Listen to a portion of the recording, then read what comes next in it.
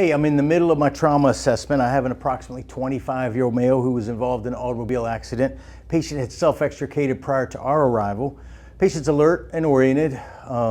Breathing rate and quality seemed appropriate, and patient has a rapid radial pulse, rapid and weak radial pulse. Right away, my index of suspicion is pretty high here. I've got a pretty profound bruising pattern across the patient's chest. Based on the angle of this and the symmetry of it, I think this is a seatbelt injury, and I'm going to assume this was the front seat driver. I want to ask my patient, one, to confirm mental status, see if they're alert and oriented, ask them where they were seated.